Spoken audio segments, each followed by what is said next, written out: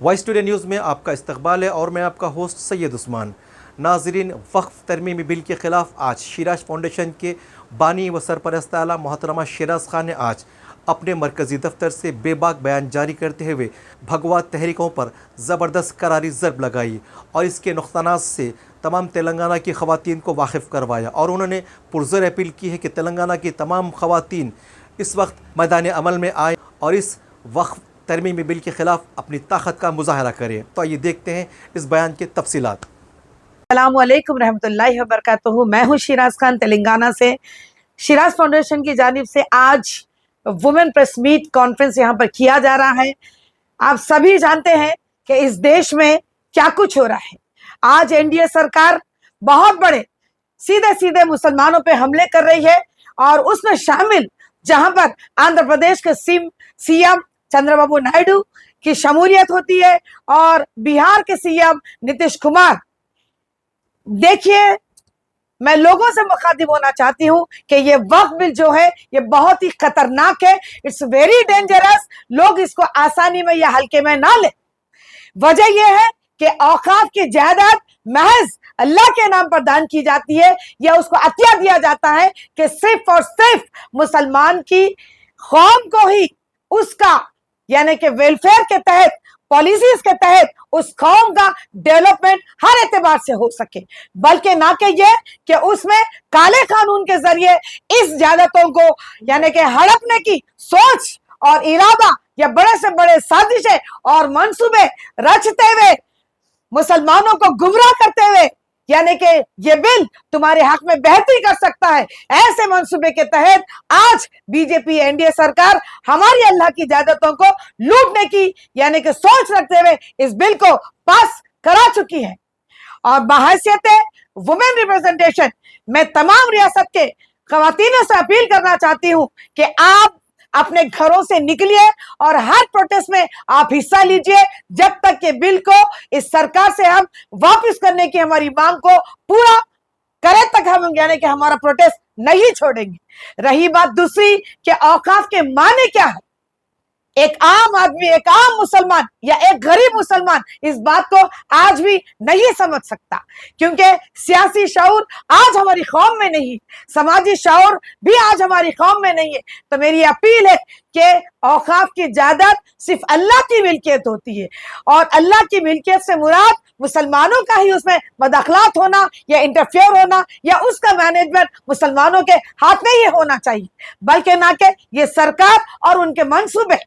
आप अगर मजीद बिल की तफसीलात में जाएंगे तो ऐसे ऐसे डरावने और खौफनाक वहां पर यानी कि तरमीम करने के पॉइंट्स आ गए कि आप आगे जाकर अपनी नस्लों पर इतना बुरा असर हो सकता है कि मोदी सरकार की सोच महज इस्लाम और हमारे पर्सनल लॉस पर अटैक कर चुकी है।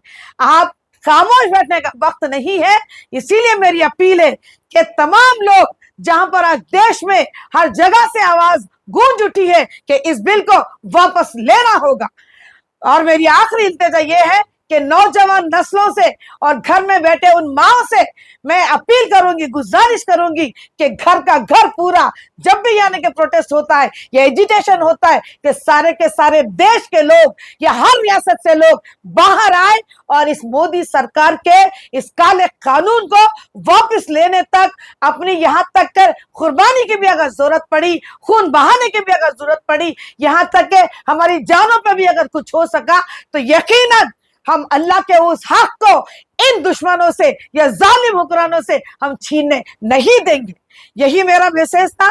लिहाजा बहुत जल्द हम इस मूवमेंट को, इस प्रोटेस्ट को खवातीन के लिए हम लीड करना चाहते हैं, तो हमारे इस वीडियो को जरूर देखिएगा और 2-4 दिन में हम प्रोटेस्ट की डेट भी डिक्लेयर करेंगे और तमाम खवातीन से अपील करेंगे कि हैदराबाद में जितने भी खवातीन, जितने भी इंडिविजुअल से या ऑर्गेनाइजेशन से, महिला ऑर्गेनाइजेशन से यानी कि SC, ST, BC तमाम लोग यानी कि इसमें शामिल हो जाइएगा, क्योंकि ये देश के लिए बहुत ही खतरनाक है। और बहुत बड़ी बात, ये मुसलमानों पे हमला तो है लेकिन इसका असर दलितों पर भी होगा, क्रिश्चियन पर भी होगा, सिख पर भी होगा, ईसाई पे होगा, जैन पे होगा, बुद्ध पे होगा, पारसी पे भी होगा, क्योंकि ये बिल की जो साजिश है ये बहुत बड़ी साजिश है और इसको नाकाम करना ही हमारा अव्वलीन फरीजा है और बहुत बड़ा मकसद है, जहां पर हमारे देश का कॉन्स्टिट्यूशन इसको हमारी पूरी इजाजत देता है कि आप सरकारें जब जब गलत यानी कि मंसूबे के तहत कानून पास करती है, उनके मंसूबों को नाकाम करने के लिए हमें प्रोटेस्ट करना लाजिम हो जाता है। आर्टिकल 19 पूरी इजाजत देता है। और दूसरी तरफ हमारे पार्लियामेंट में सारे के सारे एमपीज जो मुखालिफ थे, उन्होंने भी आवाज उठाई है।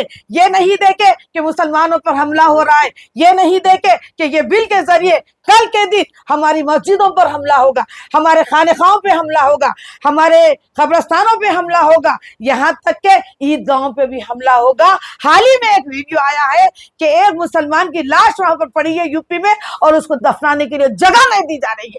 तो अब ये हाल है, अगर ये कानून अब प्राइम प्रेसिडेंट ऑफ इंडिया के पास रखा हुआ है, उससे पहले हम लोगों को बहुत बड़ी आने के कोशिशों के साथ, बहुत बड़े मजमे के साथ मुखालिफ की आवाजों को बुलंद करते हुए, हक की आवाज को बुलंद करते हुए अपने हुकूक को लेने का यहाँ पर आज वक्त आ गया है। तो लिहाजा मैं शिराज खान खवातीन की तरफ से हाथ जोड़ के अपील करती हूं कि आप घरों से निकलिए। जब तक हम सड़कों पर नहीं निकलेंगे, भारी से भारी तादाद में, लाखों की तादाद में ये बिल वापस नहीं हो सकता। लिहाजा इस बिल को वापस करने के लिए हमको प्रोटेस्ट करना जरूरी है।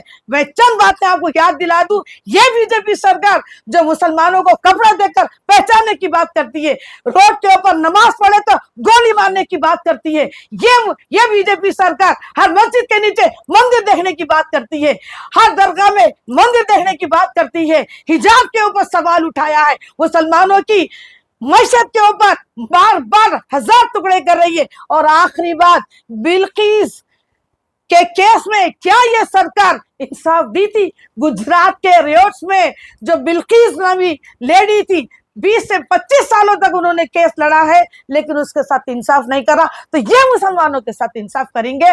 खुदा के वास्ते आप गुमराह मत होइए।